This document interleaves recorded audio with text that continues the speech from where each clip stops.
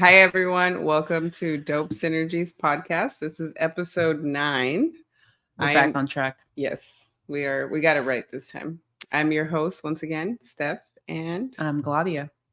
and today we're going to talk about, we're just talking about what we were going to talk about. We want this to be very organic for you guys and kind of just share our journey along the way and, teach what we're learning, right? And then also hopefully relate to many.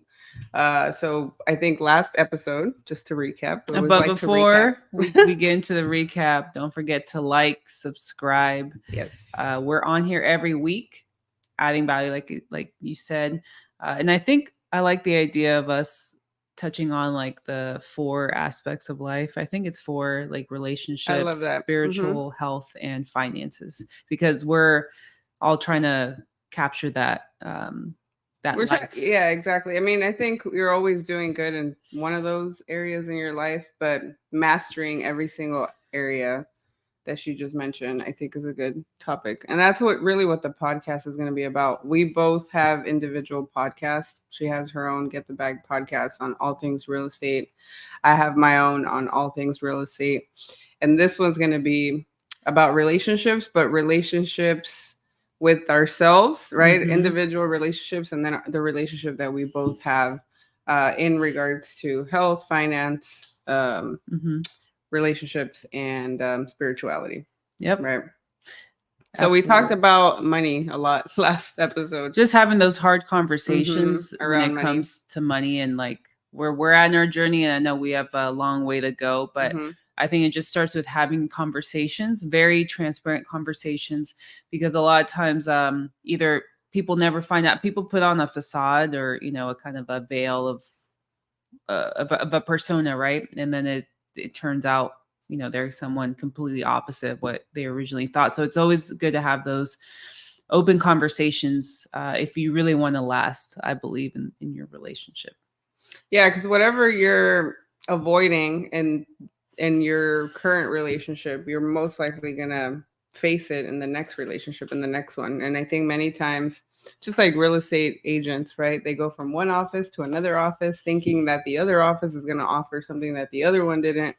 And the grass ain't always greener. It's not always greener, and what you're actually running away from is yourself. Right. And so the tough conversations that we've managed to have in such a short period of time, I'm very grateful for, because it's really showing me that I'm facing my own triggers and my own self-healing, right, that I have to do for myself, and being comfortable just speaking. Like I wasn't really well, and I think ultimately it's always the fear of like, what will someone else think? And I think if you've chosen a partner that comes from a place of understanding or is along that journey of finding themselves and leading through love, I think bringing up these conversations, they'll only love you more or understand like where you're at more. You can connect and really work together, respect each other, but ultimately work together, right, to like come across that.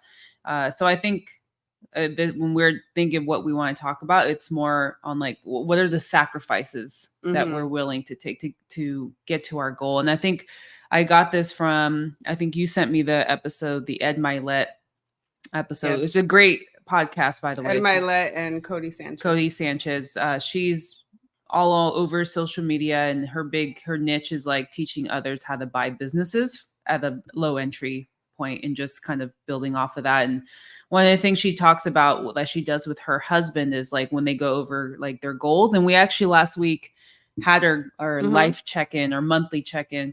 But one of the things she says that her and her husband do when they go over and like, okay, this is the goal we want to achieve. But with any goal, you have to sacrifice something. Is it time? Is it sacrificing time with family? Is it traveling to certain places? And so she said, anytime we go over our goals, we discuss, okay, what are we willing to sacrifice to get this goal? And one of them was like, it was like usually every year for their anniversary, they go somewhere.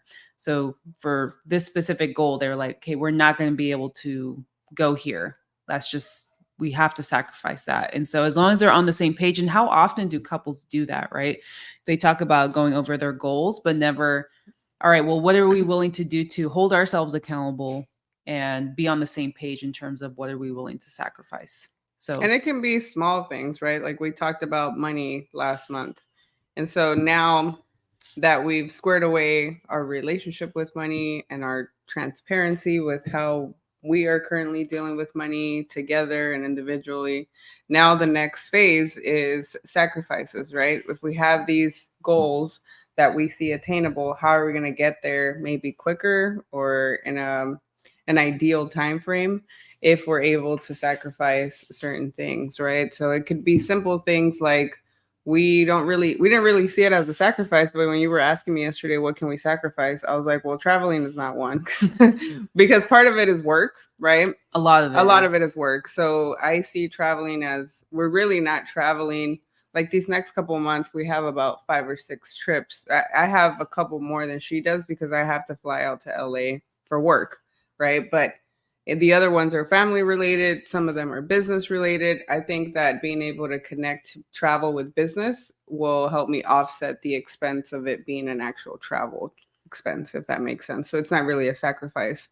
So I was like, traveling, not really. Maybe traveling maybe like to certain. Hawaii for a resort I think 5 day there'll week. probably be certain trips where we're like, oh, is that really Right. something we should do? It sounds nice, Right. but maybe it's better, or even for me, right? Maybe Mm-hmm.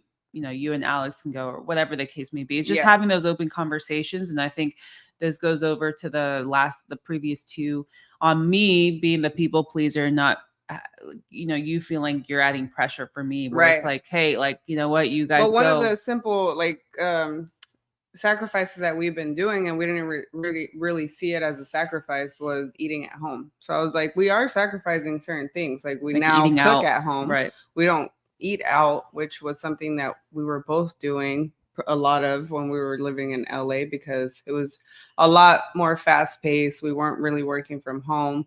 And if we were hanging out, during that honeymoon phase. We weren't cooking for each other. We were out and about and we were drinking too. A lot. So Yeah. like, we've cut back on a lot of expenses just with that alone. Just not drinking. Just not That's drinking crazy. alone. At least 20 grand a year is usually what people spend. Right. Because on average, you'll spend $200 a week. And this is being super conservative, right? $200. That's like, I don't know, 2 drinks Saturday, 2 drinks Sunday, and then Friday too. So if you drink Friday, Saturday, Sunday, you're spending roughly about $200 on just drinks. This is not including food. And I think that equates to about almost 20K a year, which is It's crazy. a lot. It's a lot of money. So we've already sacrificed that, right? We don't drink, but I don't see it as a sacrifice. Right.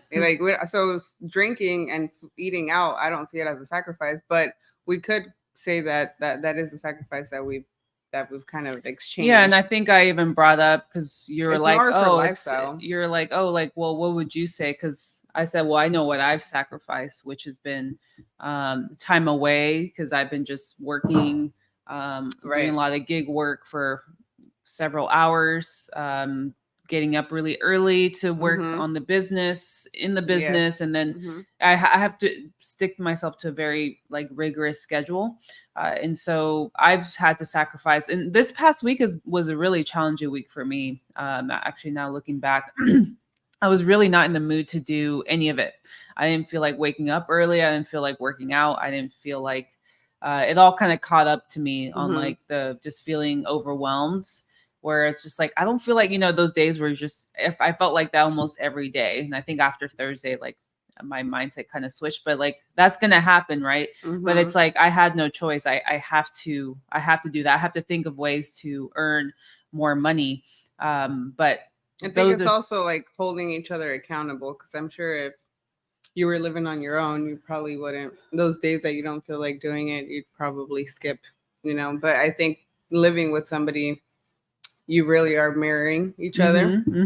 So she says she's going to do something. What would I and look? She doesn't how would do I it. look if I'm like, I start sleeping in or I'm not? That's what I was getting to. Like if you see something that that's not matching what she's saying, then there's a disconnect because you're telling me one thing but you're doing a whole other, and regardless of how we feel I think every day I don't feel like doing half the shit that I do, and she hears me all the time like, I don't want to take this call, I don't want to do this, and I try to shift my mindset, but it's an ongoing process of just what is it, recontextualizing Mm-hmm. how you feel about the situation. And then I quickly catch myself saying things that are negative, like I don't want to do this, to I get to do this. And as silly as it sounds, it's like, okay, And yeah, I turn it don't want into to be, gratitude but too. turn it into into gratitude for sure.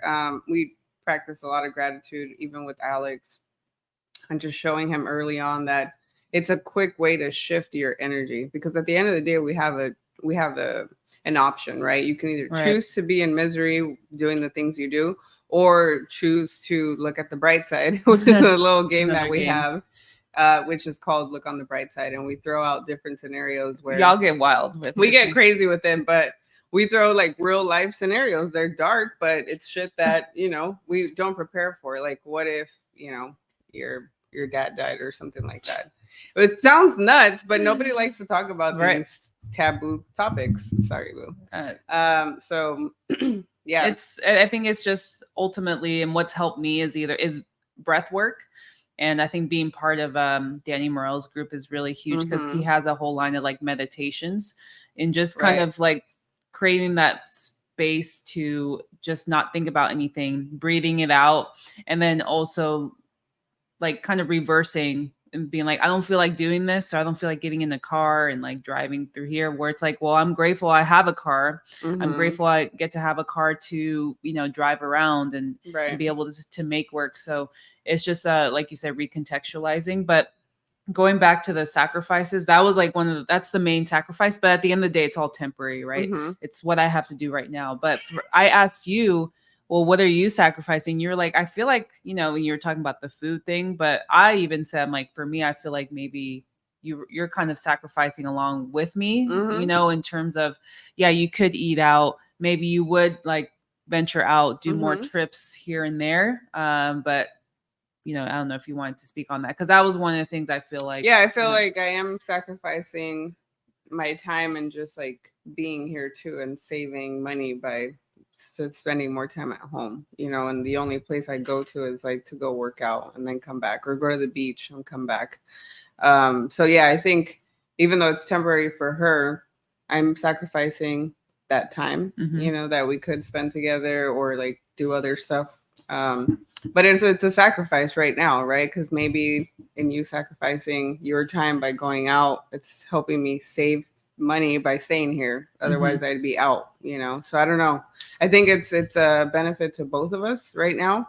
But yeah, that would be my sacrifice. And then Mhm. my sacrifice is always that I'm a mother, like I'm at home. So I am sacrificing my couple years, the next 5-6 years, to Mm. just focus on him, make sure So he's now that good. he's homeschooled, Hmm. you want Yeah, so spend time on that. I've been actually, well, in school, we both are building out communities in a school platform, which is co-owned by Alex Hermosi. And in there, I've joined a couple homeschooling groups, and I've just been tapping in more to the homeschooling community because I want to keep doing it. And it's funny because now that I've shifted my energy towards it, I keep attracting a lot of people that are in the homeschooling Mhm. journey, like Carolee, Mhm. Oh, Coralie. right. Coralie, who I did a podcast with, she homeschooled her 4 kids. The call that I did that was homeschooling, they're just like teaching you how to homeschool, and there isn't one way. Like in traditional school, it's It's very a curriculum curriculum. structure. Go to school from this time to this time. Take the exams. Homeschooling is very, what I'm learning and what they're teaching me is it's very lifestyle oriented. So whatever works for you may not work for the other family. And that's the whole purpose of homeschooling. Like you're not The homeschooling so that you have flexibility. structure. The homeschool is to get structure. And so I think I was being very hard on myself this last year. It was a learning curve, right? Like at the Yeah. beginning, I was very overwhelmed going from him at regular school, having the help, me being out, to moving here, and now not having the resources, not having the help. And by help, I mean just being able to go drop him off with my mom, or like my friend, who has 2 kids for a couple hours, or my sister-in-law. He's stuck with me all the time. And so now I have to be the one to create more resources here. And we're getting there. And now that I'm almost a year into homeschooling, the first couple of months was like, I need to follow this curriculum that my friend told me, because she's a teacher and her husband are too. And And so this I'm is just what going to they're follow. doing. And then the coaching call that I had was that's what most parents do. When they don't understand how to homeschool, what do? They go to whoever's homeschooling and then they follow whatever that person's doing, which is fine when you're getting started. But then at some point, once you hit 2.0 level, you have to realize that whatever works for them doesn't work for your kid, because whatever they like, your kid doesn't like. So now it's like, my mission is to really like focus on his strengths, definitely pick up on the weaknesses, but keep it super simple. Like read, write, do some math. Those are the three basics. And then all the other stuff is focusing on what he likes to do, which could be, doing videos on YouTube. That's what he's into right now. So he's like a animator creator. So she sees me like I'm trying to teach him how to upload videos on YouTube, how to read the instructions. Like everything, if you think about it, requires reading and writing. And that's one thing that we're trying to implement. But at the end of the day, I think for me, what I'm really realizing that works for us is building his confidence and giving him a lot of love. If we can create that and then her bond with him too, I think we'll be fine, and he'll eventually like develop into other things that he likes, but doing it with confidence and with love, it's a whole different dynamic than your traditional school. And that's what I'm learning. Yeah, and I think you see the effects. I was going to ask if you wanted to talk about your. Oh, it's raining. It's so random. Miami weather. About your. We call her the the. My possumness. Your possumness. Oh yeah. Through like again, I think that's one thing maybe you underestimated or didn't think. Well, you came up with the possum, so. Oh, I did come up with the possum. So maybe you tell them what the possum is. Possum is Stephanie, or Possum Stephanie is Stephanie who's like fed up. She's either hungry, tired, needs her space, and she gets in this mood. Overwhelmed. Yeah, she gets in this mode of like, don't talk to me. Like, yeah, I'll hug you and stuff, but I need my space. So I think yesterday kind of hit you on like, because it was a holiday weekend, with 4th of July. Usually you go do your thing, but that was kind of skipped, and it just got to the point where you're like, I need my space. I need something. And so like right after this podcast, to be real with you guys, like I'm out. I'm gonna go work out and I'll probably go swim. And I don't need that much time. That's what I realized. Like I think when I first had my couple possum episodes, it was overwhelming. Like to move from California to Florida and have I was thinking about it yesterday. Your I was world like, upside down. My world upside down. But more than that, my freedom to just go and do what I want. Right. Like I've been doing that for 6-7 years. And so at times when I get possumy, it's like my body or my mind trying to tell me like, yeah, you're grieving like that old Steph who used to be able to do those things. Like now you have a different mindset, but there's other good things that I have now that I didn't have back then, So it's like grieving an old personality or lifestyle that I used to have, but embracing the new one. And in that transition, it's possumy, because now I am self-aware when I do feel possumy. And I realize that if I go deep in that and I self-analyze, like, okay, why are you feeling like this? Then I self-analyze and then I go back and reverse engineer and do what I need to do to get myself out of that funk. And I don't stay in it too long. At the beginning, I think I did because I was just adjusting to. Well, now I'm just like, I go to sleep with the possum. Like I embrace. Yeah, but before she would want to talk about it. And I'm like, that's the last thing we want to do, girl, when I feel like this, because I don't want to talk about it. And even yesterday, I told her, like, now I'm more comfortable being like, hey, I'm not feeling it today. And I know why I'm not feeling it, but I'm not feeling it. And I'm going to let my body feel it. Because just because now that why you're not feeling it, you kind of suppress it. I don't want to suppress it. Now I'm just like, I'm just going to fill it out. So I laid there and I was like, take Alex to the pool. What I realized was, lately I've been having this routine where at least 2 to 3 times a week, I go out for a couple hours. Because other than that, I'm just fucking working. I'm working, right. I'm being a mom, or working out. It's 3 types of works. Working as a mom, working on myself, and working on the business. Too. And then working on the business. So I got 4 working hats on. And there's times when I just don't want to do any of it, right? Like I just don't want to deal with the responsibility of any hats, and I want to go focus on me, because I did that for so many years. When Alex was going to traditional school, I was doing my own thing. So I realized yesterday, I was like, why the fuck am I feeling like this? Like I've been good all week and I've been actually home most of the week. Mm-hmm. So I was like, that's what it is, that I haven't had Your that me Steph time. time, that me time. And it's been, yeah, like Thursday, we went to your dad's, Friday, Saturday, Yeah, we Sunday, haven't. all day, every day with your kid. You moms know what the fuck I'm talking about. It's a lot sometimes. Just fucking let me breathe. Like let me be, you know? And sometimes it's easier said than done, right? Because even though we're home and we have structures, there's times when, you know, he wants to hang out and it's right at the time when I want to work out and do my own shit, and then I can't. And then I feel guilty after that, and then I'm not supposed to feel guilty. And it's like this constant guilt mom mode. And that's That the lower frequency, it is. right? But when you realize it, you're like, okay, well then just get up, go do your thing, come back, and you'll be fine. And that was all it was really, because Mm-hmm. like other than that, everything else has been great. We've been really open with our communication, so we've been really well connected. Alex and I have actually been really well connected too. It was just me. It was like me wanting my own time, wanting that freedom again, which I get spasms of at times. I get a little spazzy, but it's just understanding your body and understanding how you feel, why you feel what you feel. And sometimes it makes sense, sometimes it doesn't. But that's what I felt yesterday evening. And I just rested. Like I just laid there and I rested and I listened to my body. And then I was like, tomorrow I'm gonna go. You're stuck with Alex. You wear the hat. And sometimes because she's going through her own journey, right?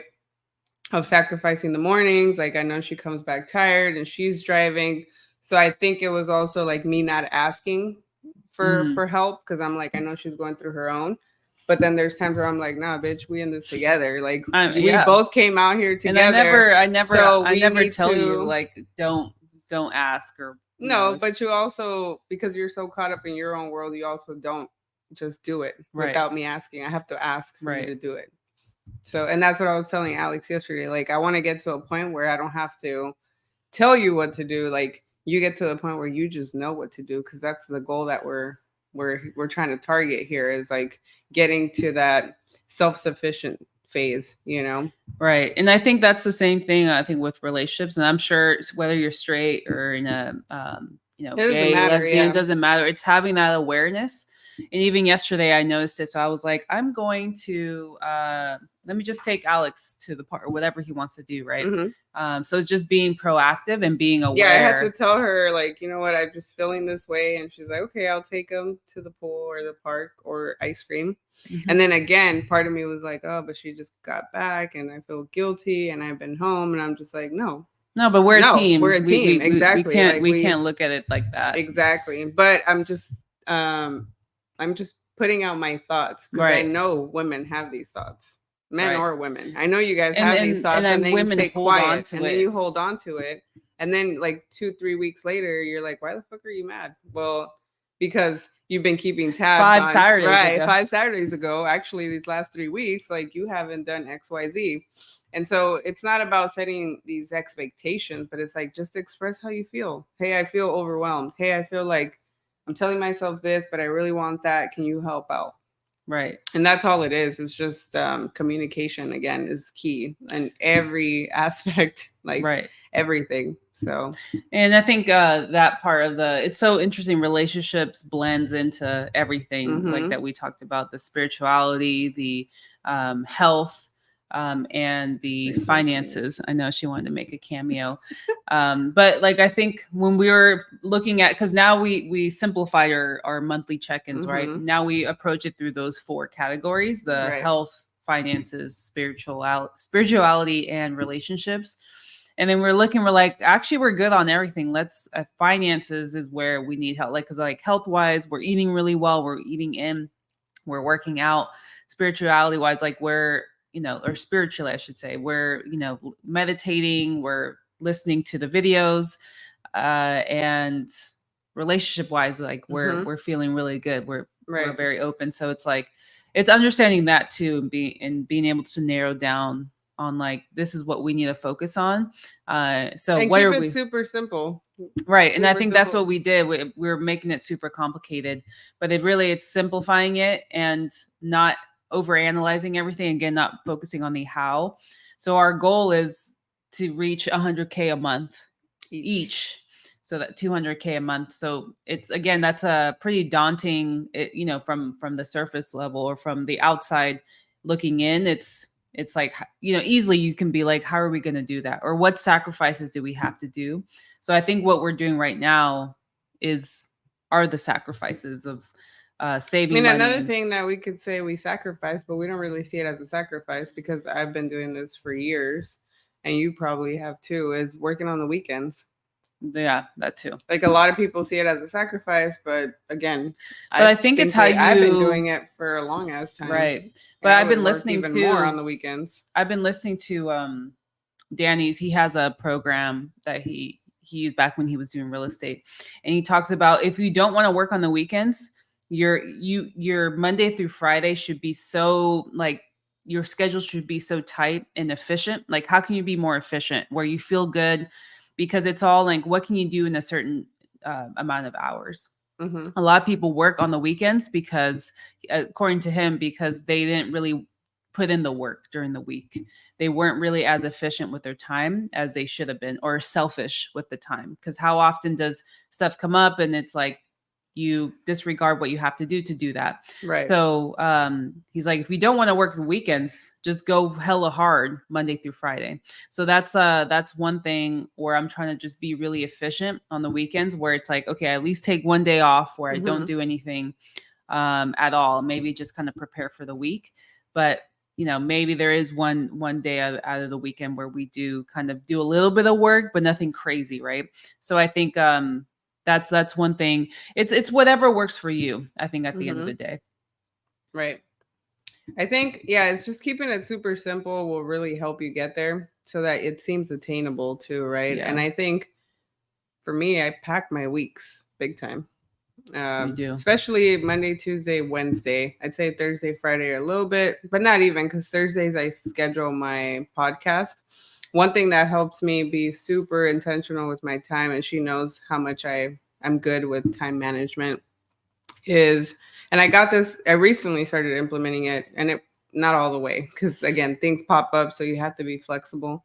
But Alex Hermosi talked about your creative days, and I could totally relate because I'm such a creator or creative. You have your creator days where you're like going to shoot content or think about, different strategies to build a business and be creative. Like give yourself time to be I creative think he and calls it like the maker. think outside the box, think outside of your normal routine, and just explore in your mind, right? And you can do that through meditating or through watching more stuff like what he does, right? Podcasting, anything to feed your mind that's new, to keep growing and keep expanding like your mindset. So creator days, you don't take calls, you don't talk to people.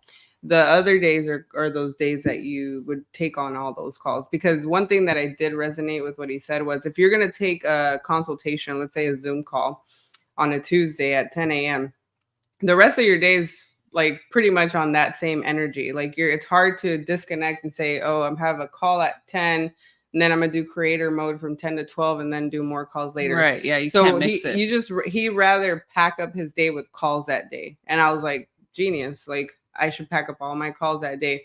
The second thing that I do is I don't take any calls before 12. Mm-hmm. So that, same with emails, even I shouldn't be checking, emails before 12. So 12 and on, we're checking emails, we have calls, and it's really from 12 to 4 that I take calls.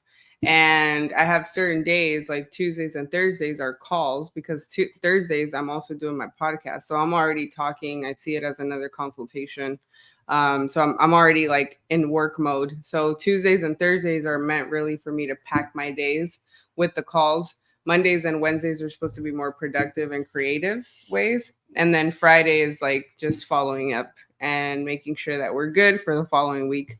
And then Sundays, like later today in the evening, I'll map out and visualize what the week will look like, because that gives me a lot of clarity. Yeah. I don't have to second guess like what's happening this week. I kind of just know. So yeah, I would say that's like my and that's week. I implemented that too. I think he calls it like the maker day versus manager day. Manager are the ones that like you take all the calls, because as a manager, like your metrics are how many calls can I make, and The maker, it's like you're making, like, how can you make Make more more money, business, whatever more whatever it strategies, is. It's right? like your CEO hat, right? Mhm. So that was, for me, it's a little bit different. I literally have like 2 or 3 days within a day. So I have like my morning time where Ed I have my Milet maker. talks about the 3 days in one too. Yeah. So I have my maker days are in the mornings from like 5 a.m. to 8 a.m. or so. So 3 hours where I dedicate. This is why I wake up at 4:30, because I need that extra time, because I don't take any other calls. I make my cold calls because I'm in real estate, and that's my way to earn business as well. So from 5 to 8 is my maker time, where I watch videos, strategize on like what we can do, catch up on stuff. And then from 8 to 9, I work out. And then from 9 to I'd say 12, I make my cold calls.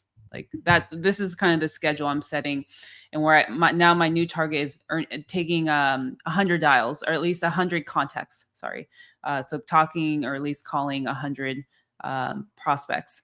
And then after that, I take a little break for lunch. And then from 1 to 6 or whatever, but within that time frame, 2 to 6, that's where I kind of do my like gig work, where I'm just out and about driving, or doing some work.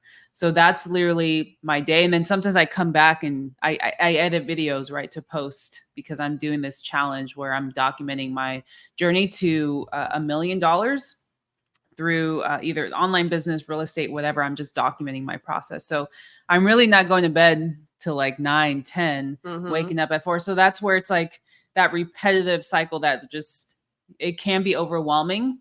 It can be a lot. And that's why so many people quit, because it's not for the faint of heart.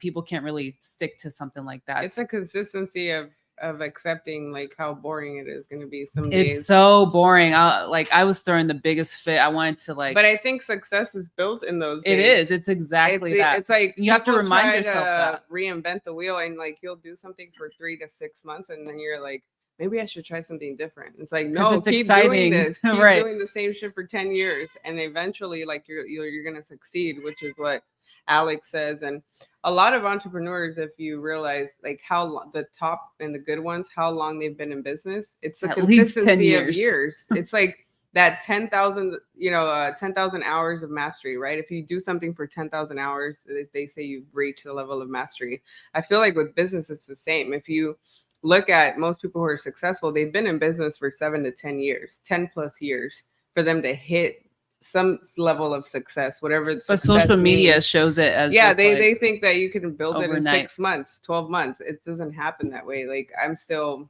in that grind mode, and I've been in business for 8 years or something like that, probably longer. Right. So yeah, I think as you guys know, like we both live together, but you guys just heard our schedules. They're completely different. I don't wake up that early.